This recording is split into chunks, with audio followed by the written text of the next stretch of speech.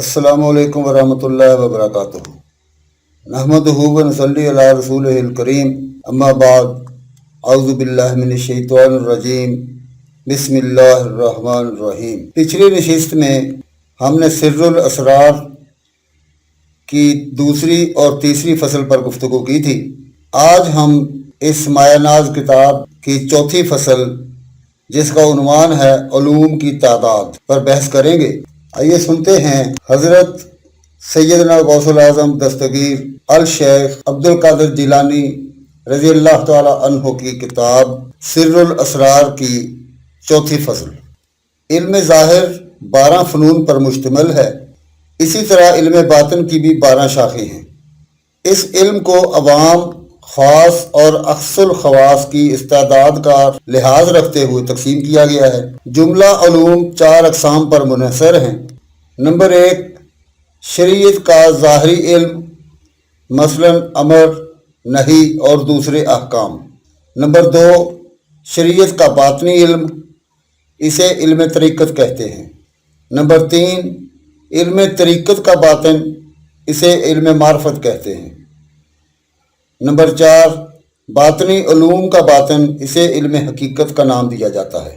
ان تمام علوم کا حصول ضروری ہے، جیسا کہ رسول اللہ صلی اللہ علیہ وآلہ وسلم کا فرمان مبارک ہے۔ شریعت ایک درخت ہے، طریقت اس کی ٹہنیاں ہیں، معرفت اس کے پتے ہیں اور حقیقت اس کا پھل ہے۔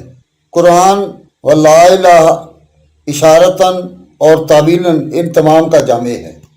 المجمع کے مصنف فرماتے ہیں کہ تفسیر عوام کے لیے ہے اور تعبیر خواص کے لیے، کیونکہ خواص ہی رسوخ فی العلم کے حامل ہوتے ہیں، کیونکہ رسوخ کا معنی ہے علم میں ثبات، استقرار اور استحکام، جیسا کہ مضبوط تنے کا بلند ترین درخت جس کی شاخیں آسمان تک جا پہنچی ہوں۔ رسوخ فی العلم کلمہ طیبہ کا نتیجہ ہے، جو دل کی زمین کو پاک کر کے اس میں کاشت کیا جاتا ہے۔ ایک قول کے مطابق الراسخون فی العلم کا عطف الا اللہ ہے، سورہ آل عمران آیت 7۔ صاحب تفسیر کبیر امام راضی رحمۃ اللہ علیہ فرماتے ہیں کہ اگر یہ دروازہ کھل جائے تو باطن کے سب دروازے کھل جاتے ہیں۔ انسان اللہ تعالیٰ کے امر و نہی کا پابند ہے۔ اسے بارگاہ خدابندی سے یہ حکم مل چکا ہے کہ ان 4 دائروں میں سے ہر ایک دائرہ میں نفس کی مخالفت کرے۔ نفس دائرہ شریعت میں مخالف شریعت کاموں کا وسوسہ ڈالتا ہے، دائرہ طریقت میں موافقات کی تلبیس کا وسوسہ ڈالتا ہے، مثلا دعویٰ نبوت و ولایت، اور دائرہ معرفت میں شرک خفی کا وسوسہ ڈالتا ہے، جسے وہ اپنے تئیں نورانیات کے دائرے کی چیز سمجھ رہا ہوتا ہے۔ مثلا وہ ربوبیت کے دعویٰ کے لیے وسوسہ اندازی کرتا ہے، جیسا کہ رب قدوس نے فرمایا، ذرا اس کی طرف تو دیکھو جس نے بنا لیا ہے اپنا خدا اپنی خواہش، سورہ الجاثیہ آیت 23۔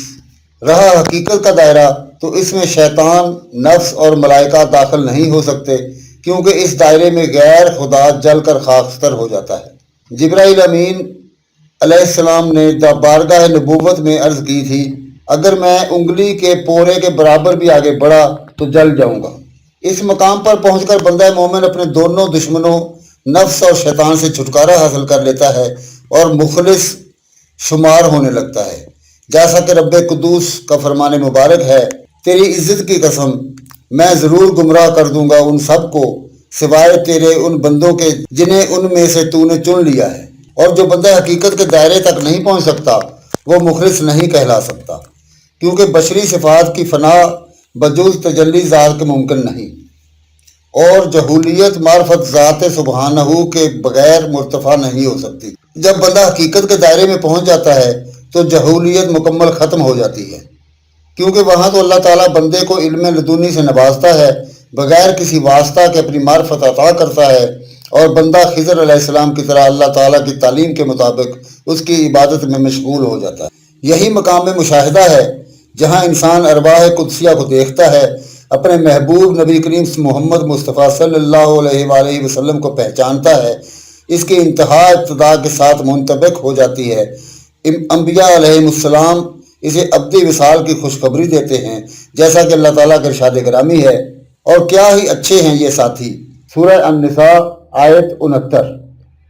اور جو اس علم حقیقت تک نہیں پہنچا وہ حقیقت میں عالم ہی نہیں، اگرچہ اس نے ہزاروں کتب پڑھی ہوں۔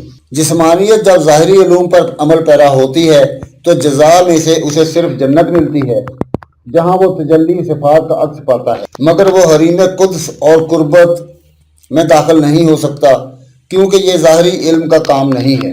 حریم قدس اور قربت پرواز کا عالم ہے، پرندہ بغیر پروں کے اڑ نہیں سکتا۔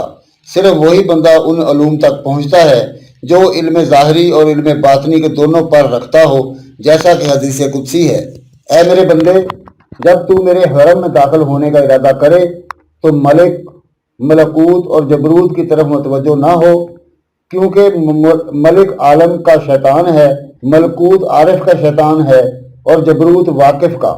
جو ان میں سے کسی ایک عالم سے راضی ہو گیا تو وہ میرے نزدیک مردود ہوا۔ مقصد یہ ہے کہ اسے قربت حاصل نہیں ہوگی۔ ہاں، وہ مطرود الدرجات نہیں ہوگا، یعنی ثواب سے محروم نہیں ہوگا۔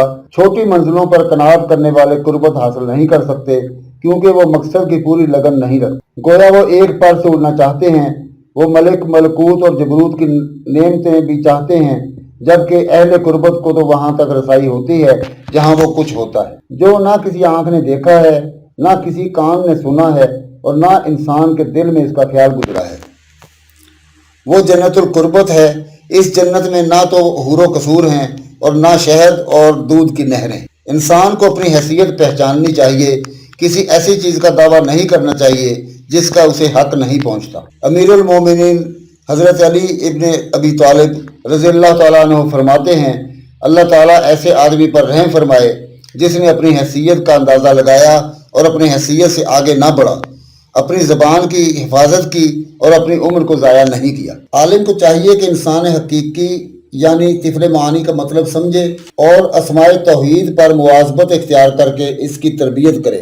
اسے عالم جسمانیت سے نکل کر عالم روحانیت میں آنا چاہیے۔ عالم روحانیت باطن کی دنیا ہے، جہاں اللہ تعالیٰ کے علاوہ کوئی نہیں بستا۔ یہ دنیا نور کا گویا ایک صحرا ہے جس کی کوئی انتہا نہیں، اور طفل معانی اس میں محو پرواز ہے۔ اس کے عجائب و غرائب کو دیکھتا پھر رہا ہے، مگر کسی کو خبر دینے کا امکان نہیں۔ یہ ان موحدین کا مقام ہے جو اپنی ذات کو عین وحدت میں فنا کر چکے ہوتے ہیں۔ ان کے باطن میں جمال خدا بندی کا نور ہوتا ہے جسے وہ دیکھتے رہتے ہیں، گویا وہ صرف اللہ ہی کو دیکھتے ہیں۔ بس یوں سمجھیے کہ جس طرح انسان سورج کو دیکھے تو دوسری کسی چیز کو نہیں دیکھ سکتا، اسی طرح جب انسان مشاہدہ حق میں مستغرق ہو جاتا ہے تو جمال خداوندی کے مقابلے میں وہ کسی اور کو کیسے دیکھ سکتا ہے؟ کیونکہ یہ وہ مقام ہے جہاں انسان اپنی ذات سے محو ہو جاتا ہے اور سراپا حیرت بن جاتا ہے، جیسا کہ حضرت سیدنا عیسیٰ ابن مریم علیہ الصلاۃ والسلام نے فرمایا تھا، انسان آسمانوں کی بادشاہی میں اس وقت تک داخل نہیں ہو سکتا جب تک وہ پرندوں کی طرح دوسری مرتبہ پیدا نہیں ہوتا۔ یہاں دوسری پیدائش سے مراد طفل معانی کی پیدائش ہے۔ یہ پیدائش روحانی ہے اور بپیدائش انسان کی حقیقی قابلیت سے ہوتی ہے، اور وہ ہے انسان کا باطن۔